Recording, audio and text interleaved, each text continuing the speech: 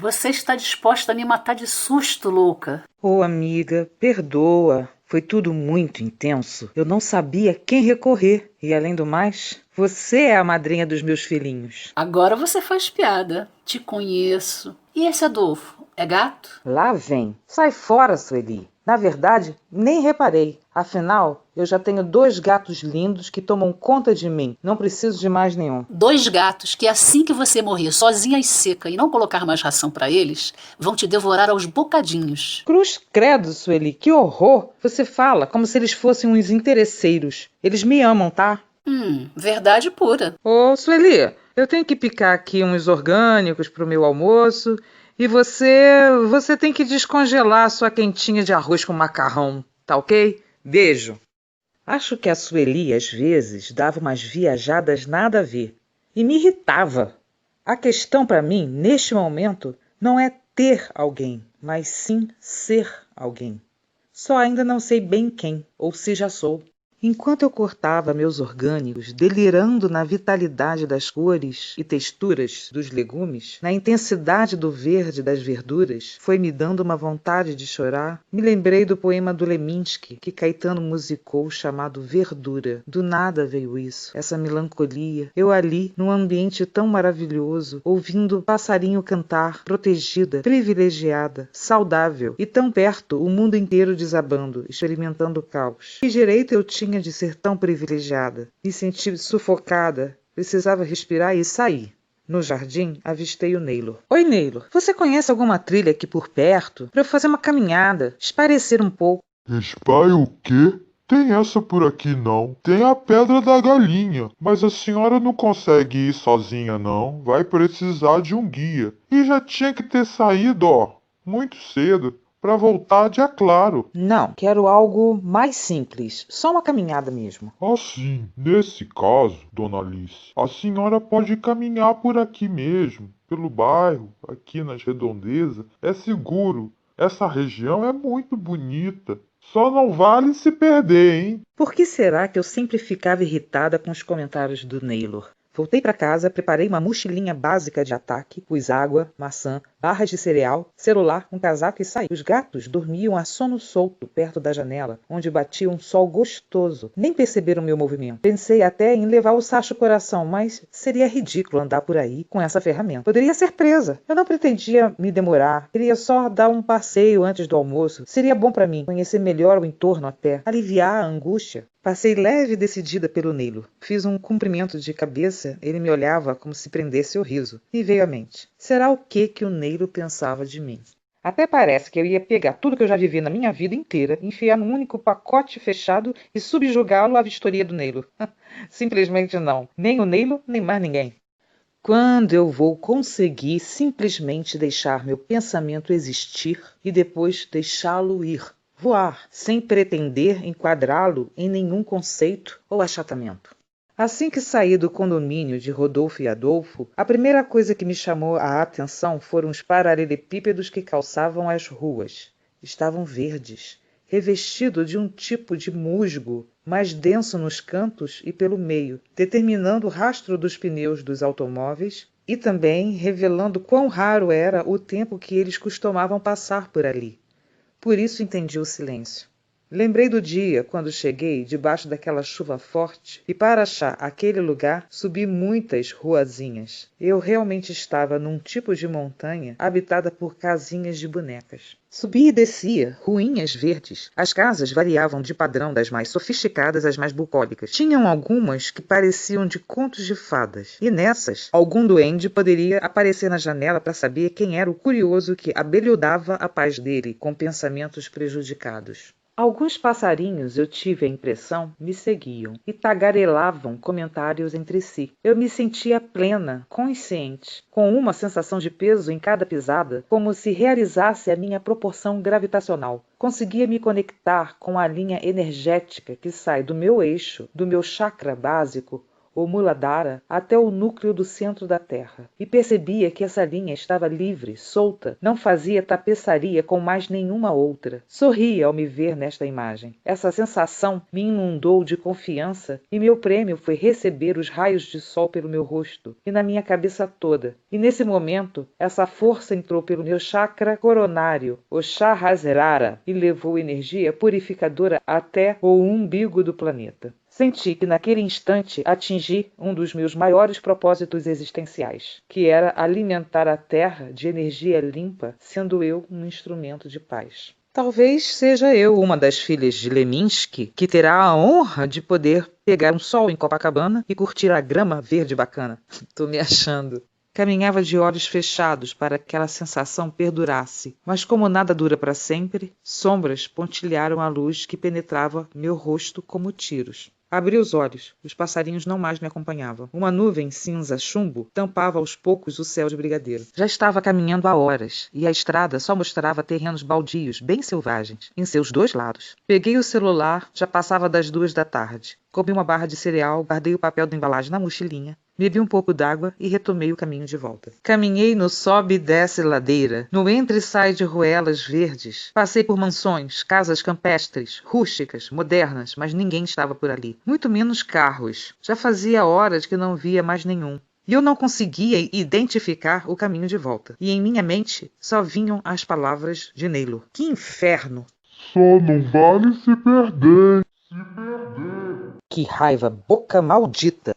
Quando achava que estava reconhecendo alguma casa ou árvore, a pista esfriava. Numa dessas tentativas, das que eu tinha absoluta certeza, adentrei numa ruela que não era uma ruela, e sim a entrada da casa de alguém. Só depois que eu percebi. Um cachorro malhado, de preto e branco, estava sentado no meio do caminho. Tinha um olhar meigo, orelhas caídas sobre o rosto. Parecia um pointer, não entendo muito bem de cachorro. Abanava o rabo para mim. No que eu fui me aproximando, o cachorro foi transformando o olhar de meigo para preocupado. O rabo parou de abanar e se endureceu. Me bateu um arrepio, que me virei e comecei a correr de volta. Olhei de soslaio, o cachorro me perseguia. Pavor. E pior, ele não latia. Só corria com o rabo duro, orelhas altas e testa franzida. E eu, nessa mania de observar os detalhes, não via para onde estava correndo. De repente o cachorro parou, de freada. As orelhas enrijeceram como as de um pastor alemão. Olhar perscrutador. Senti um frio na espinha. Quando me virei, o vulto que me espreitava se escondeu. Rapidamente, mas consegui ver a ponta de seus dedos soltando o apoio no tronco largo de uma grande árvore que marcava a virada para a descida de uma trilha. Olhei de volta para o cachorro, não estava mais lá. Cansei disso. Deve haver um portal nessa cidade para onde vão os passarinhos, carros e cachorros. Nem eu fiquei lá para procurar. Parti atrás do vulto. Não ia ficar ali, nesse momento da minha vida, sem saber que vulto era aquele que estava me perseguindo, pois estava certa que havia um. Parti no encalço do vulto trilha abaixo. Era íngreme e fechada. Tinha uma ligeira desconfiança que havia algum tipo de abismo por perto. Estava atenta. Minha adrenalina estava no topo do dedo de Deus. Estava caçando, mas poderia estar sendo caçada. Vai saber. Estava desarmada. Na mochila só havia maçã e água. Porque a gente nunca tem disponível a ferramenta que a gente precisa na hora que a gente quer. O Sacho Coração teria sido de grande ajuda ali naquele momento.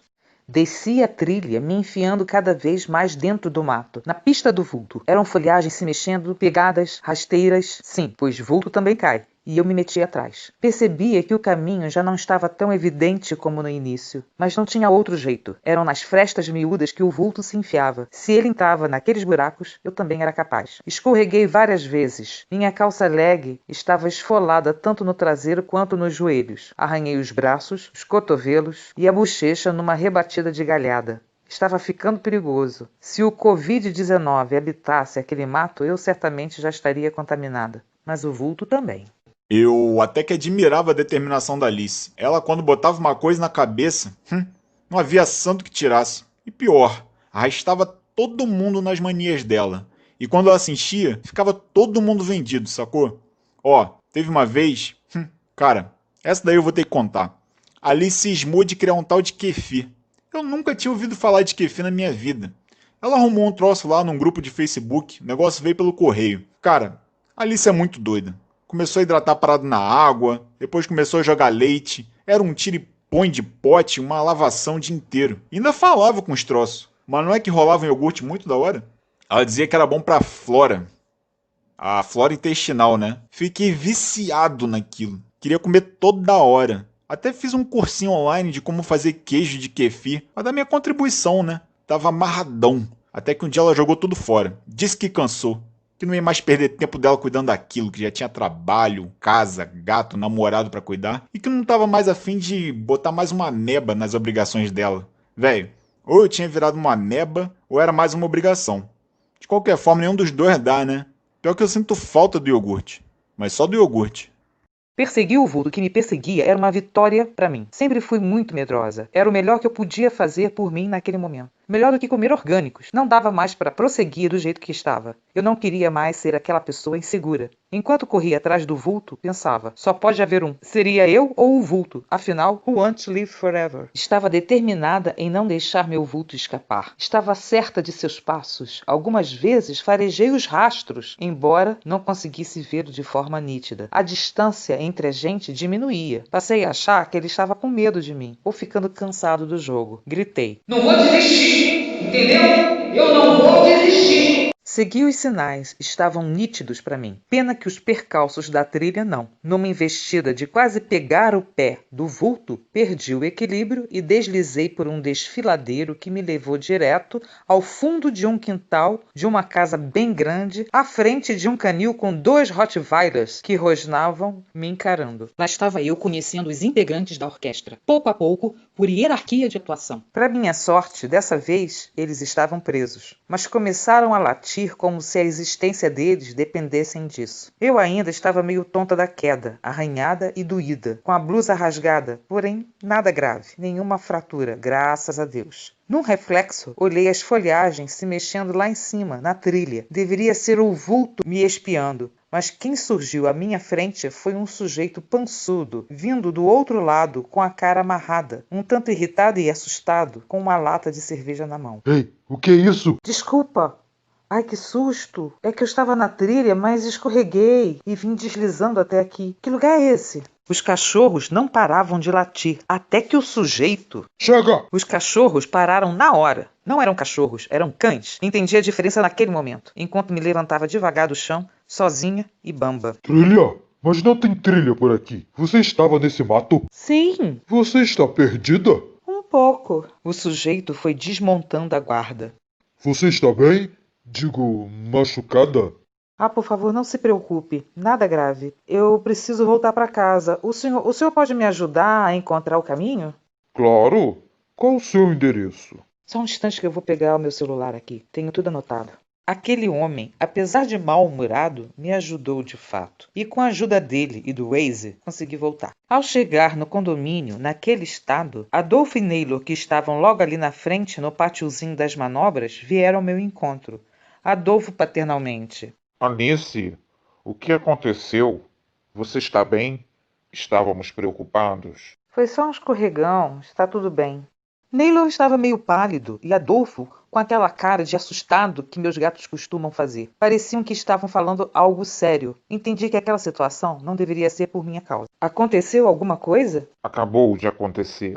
O que aconteceu? A cidade acabou de ser fechada por decreto. Meu Deus do céu! Nem os ônibus que tá de fora entra, nem os que tá de dentro sai. Como é que é? O trânsito dos ônibus intermunicipais foi paralisado. Ah, já imaginava que isso aconteceria. É o que precisa ser feito mesmo. Vocês têm alguma notícia do Rio? Como estão as coisas? Tá preocupante, Alice. Os números de infectados estão crescendo a galope e de óbitos também. Que tristeza, que tristeza. O que vem por aí? Ninguém vai poder sair. Eu tinha uma casa. Eu tinha à minha frente pessoas que se preocupavam comigo. Eu tinha comida e a horta do Naylor. Eu tinha condições de sobreviver ao que estava por vir. O que eu não tinha era um propósito para existir. Alicia, se precisar de alguma coisa, me chama ou ao Naylor. Estamos por perto e podemos revezar as idas ao supermercado. Excelente ideia, Adolfo. Somos uma equipe. Valeu, gente. Adolfo me olhou firme, com convicção. Senti verdade em seu olhar. Em momentos como esse, para algumas pessoas, é a chance delas agirem proativas, com o genuíno intuito de ajudar o outro. Acho que Adolfo se enquadra nesse perfil, pois a impressão que tive dele, quando o conheci, era de alguém esquecido, largado, e naquele momento ele tinha a mim para se responsabilizar. Ao menos eu estava sendo útil para alguém.